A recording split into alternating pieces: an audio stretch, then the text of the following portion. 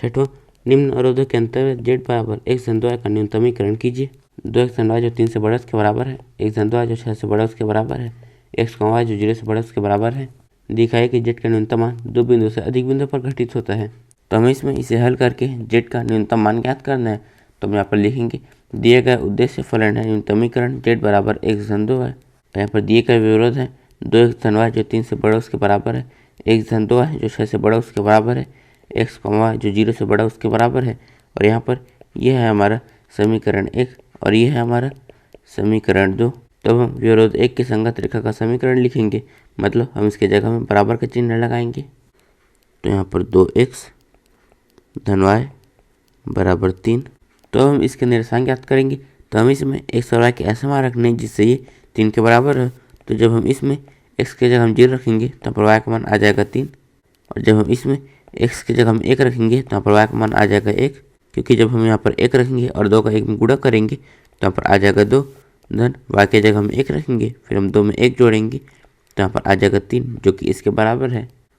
तो यहाँ पर यह है ग्राफ। तो पहले हम x का ग्राफ बनाएंगे जो कि 0 से बड़ा उसके बराबर है। तो यहाँ पर इसका ग्राफ कुछ इस तरह का होगा। फिर हम y का ग्राफ बनाएंगे जो कि 0 से बड़ा उसके बराबर है, तो इसका ग्राफ कुछ इस तरह का होगा। फिर हम इसे भी ग्राफ में निरूपित करेंगे। तो यहाँ पर इसके अनुसार है 0, 3 और 1, 1। तो यहाँ पर इसका ग्राफ कुछ इस तरह का होगा।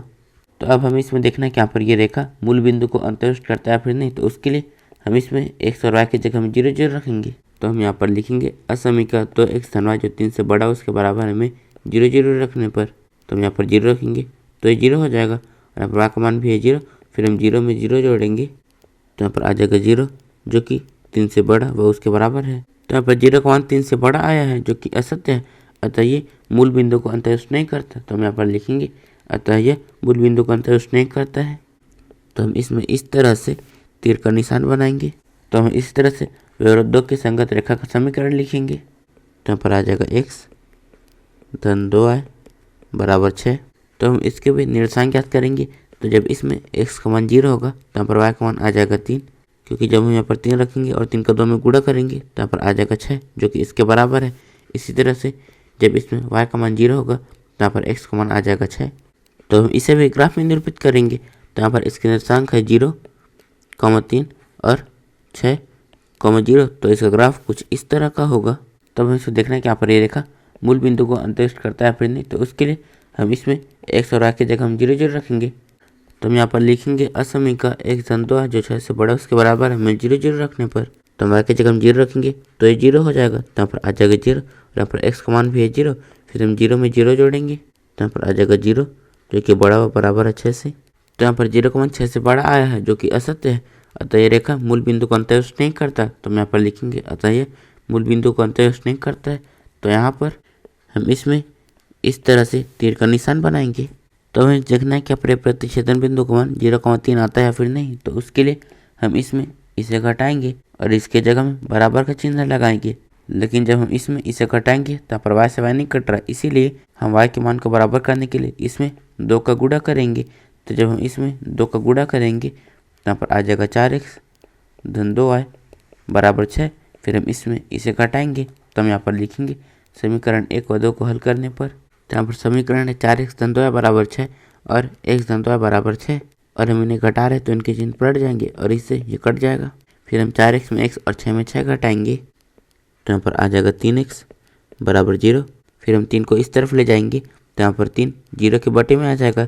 फिर 0/3 का मान भी 0 ही होता है, तो यहाँ से x का मान आ जाएगा 0। तो यहाँ पर हमें x का मान तो मिल गया। तब हम y का मान ज्ञात करेंगे। तो उसके लिए हम x के मान को इसमें रखेंगे। तो यहाँ पर 0 धन 2y बराबर 6, फिर यहाँ पर 2y बराबर 6, फिर 2 1 कम 2, 2 3 6। तो यहाँ से y का मान आ जाएगा 3। तो यहाँ पर x का मान आया 0 और y का मान आया 3। तो यहाँ पर हमारा प्रतिच्छेदन बिंदु है 0 और 3। तो हम यहाँ पर लिखेंगे अतः रेखाओं का प्रतिच्छेदन बिंदु 0,3 है। तो यहाँ पर यही बिंदु हमारा प्रतिच्छेदन बिंदु है। तो यहाँ पर कोई भी रेखा मूल बिंदु को अंतर्विष्ट नहीं कर रहा है, इसीलिए यहाँ पर छायांकित क्षेत्र ये है। तो यहाँ पर हमें कोई बिंदु मिले हैं 0,3 और 6,0। तो हम इनकी सहायता से z का न्यूनतम मान ज्ञात करेंगे। तो हम यहाँ पर लिखेंगे, हम सारणी बनाएंगे और यहाँ पर कोई बिंदु है 0,3 और 6,0। तो हम इसे इसमें रखेंगे तो यहाँ पर x का मान है 0 और हम y की जगह हम 3 रखेंगे, फिर 3 का 2 में गुणा करेंगे तो यहाँ पर आ जाएगा 6। फिर हम इसे इसमें रखेंगे तो हम y की जगह हम 0 रखेंगे तो 0 हो जाएगा और यहाँ पर x का मान है 6 तो यहाँ पर आ जाएगा 6। तो यहाँ पर दोनों का मान 6 है, इसलिए हम इन दोनों को ही न्यूनतम बोलेंगे। लेकिन यहाँ पर ये सुसंगत क्षेत्र परिबद्ध नहीं है, अपरिबद्ध है, इसलिए यहाँ पर z का न्यूनतम मान 6 हो भी सकता है और नहीं भी। तो हम यहाँ पर लिखेंगे चूंकि सुसंगत क्षेत्र अपरिबद्ध है तो z बराबर 1/2 का न्यूनतम मान 6 हो भी सकता है और नहीं भी। तो यहाँ पर हम 1/2 जो 6 से छोटा है का आलेख खींचेंगे और इसके जगह हम बराबर के चिन्ह लगाएंगे। x/2 बराबर 6। तो अब हम इसके निरसान ज्ञात करेंगे।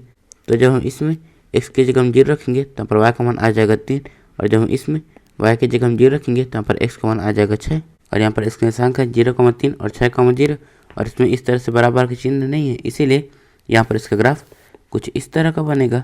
तो अब हम इसमें देखना है कि यहाँ पर ये रेखा मूल बिंदु को अंतर्युष्ट करता है फिर नहीं, तो उसके लिए हम इसमें x और y की जगह में 0,0 रखेंगे। तो हम यहाँ पर लिखेंगे असमीका 1/2 जो 6 से छोटा है में 0,0 रखने पर तो हम y की जगह में 0 रखेंगे तो ये 0 हो जाएगा और यहाँ पर x का मान भी है 0 तो यहाँ पर आ जाएगा 0 जो छोटा है 6 से, तो यहाँ पर 0 का मान 6 से छोटा है जो कि सत्य है, अतः यह रेखा मूल बिंदु को अंतर्युष्ट करता है। तो हम यहाँ पर लिखेंगे अतः यह मूल बिंदु को अंतर्युष्ट करता है। तो यहाँ पर हम इसमें इस तरह से तीर का निशान बनाएंगे। तो यहाँ पर इस रेखा में और इस सुसंगत क्षेत्र में कुछ भी कॉमन नहीं है, इसीलिए यहाँ पर इसका न्यूनतम मान है 6। तो हम यहाँ पर लिखेंगे यहाँ 1/2 जो 6 से छोटा है, आलेख और सुसंगत क्षेत्र में कुछ भी उभयनिष्ठ नहीं है, तो z बराबर 1/2 का 0,3 और 6,0 पर न्यूनतम मान 6 है। तो यहाँ पर हमारे प्रश्न का अगला भाग है जहाँ पर हमें दिखाना है कि z का न्यूनतम मान 2 बिंदु से अधिक बिंदुओं पर घटित होता है। तो यहाँ पर z का न्यूनतम मान हमें इन दोनों बिंदुओं पर प्राप्त हुआ है। तो इन दोनों बिंदुओं को मिलाने वाली रेखा के प्रत्येक बिंदु पर z का मान समान होगा जो कि न्यूनतम है। अतः z बराबर 1/2 का न्यूनतम मान 0,3 6,0 को मिलाने वाली रेखा के हर बिंदु पर है।